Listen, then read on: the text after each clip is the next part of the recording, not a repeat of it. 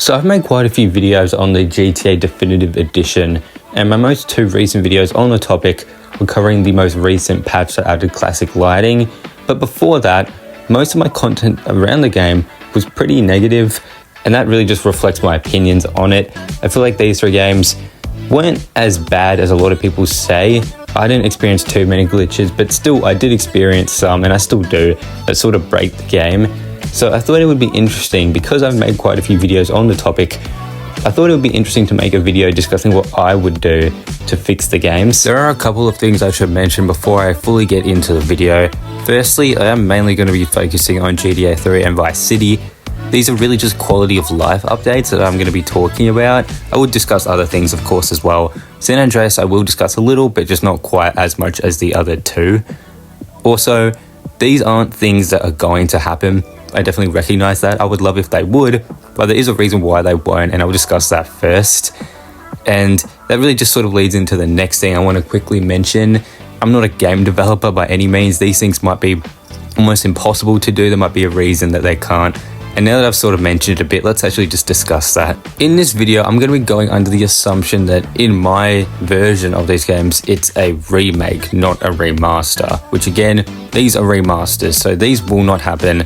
But let's actually just get into it. What's the first thing that I would add? We'll start off with a very simple and somewhat obvious one, swimming in GTA 3 and Vice City.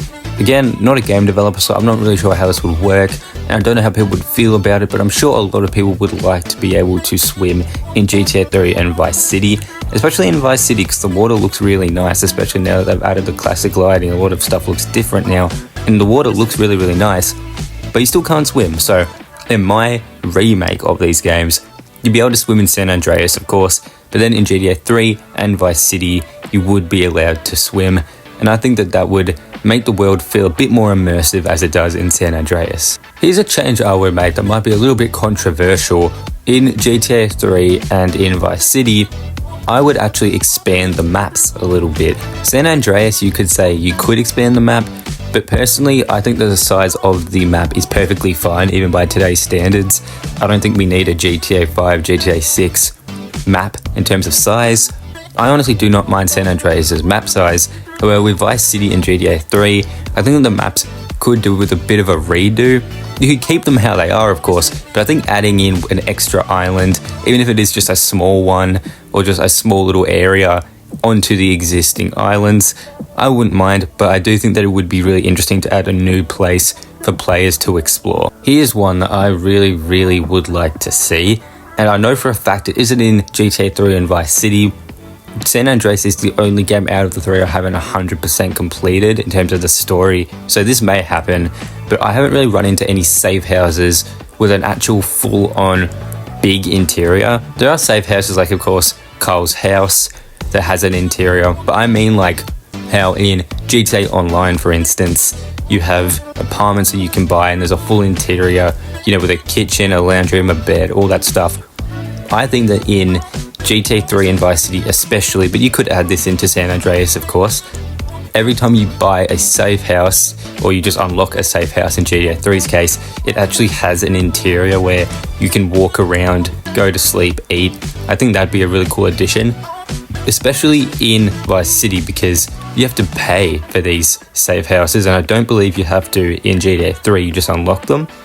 And in Vice City, you buy them, but they don't really do anything. It's really just a way to spend your money. I think it would make them a lot more worth it if you could walk in and then actually have a full interior to relax in. I think that would be a really cool idea for them to implement. I know they won't, but that's something I would have implemented. Okay, so another big one, maybe even the main reason I wanted to make this video, aside from the previous one that I just mentioned, I would personally, if I was in charge of these games, I would put the stats from San Andreas into GTA 3 and Vice City. So you might be wondering what I actually mean by that. In San Andreas, of course, you have your stats with, you know, driving, swimming. When I say driving, I mean cars, I mean bikes, all that stuff. Think of all the stats you have, like the muscle you have, all the stuff like that. I would put that in the two previous games, because then it adds a bit more diversity in terms of what you can actually do, because in those two games, when you beat the main campaign, you can still do stuff, but it's really just blowing stuff up and committing crime. Whereas in San Andreas, I found you have a lot more to do because there's way more activities. Basically, this one is just the activities from San Andreas ported over into the previous two games. You might wonder how that would actually work. So the things I would add from San Andreas, as I said, is as you get better with shooting a gun or driving a car, that builds up your progress bar, then you get some reward for maxing it out. But you can lose it, which is why you want to keep on top of it. I think that would be really, really cool. Then I would also bring over things like the ability to go into restaurants and eat. I know you can technically do that in Vice City, but Tommy just sort of stands there and says, "Give me a pizza." That's really about it. Whereas at least in San Andreas, you can walk up to the counter and choose what you want to order. I would add the same restaurants from that game over into GTA 3 and Vice City. So what would I actually carry over from San Andreas aside from the stats and, you know, the restaurants you can actually go to? I would add in some of the side activities that you can do in that game that aren't in the previous two, as long as they would fit, of course. And then I would also add in the gym and the ability to have a girlfriend. In all three games, there is like a female character that could be the character's girlfriend. I forget her name, but Claude has that character that's with him at the very end of the game. I'm pretty sure he actually kills her, but I'm not too sure. And Tommy, of course, has Mercedes. So it's like you could have a girlfriend, and being able to have an apartment or safe house, really, where you can actually go in and have an interior. You could actually take your girlfriend to your house, take her around to restaurants and nightclubs like San Andreas. Really, this video is how can we make the previous two games a bit more like San Andreas, because San Andreas isn't a perfect game or anything, but it has a lot to do in the open world, and I think that's what makes GTA so fun. So I think that it would be a really good idea to add these things, but now let's actually discuss something that's brand new and not in any of the games. I would want to make these three games feel more like a trilogy.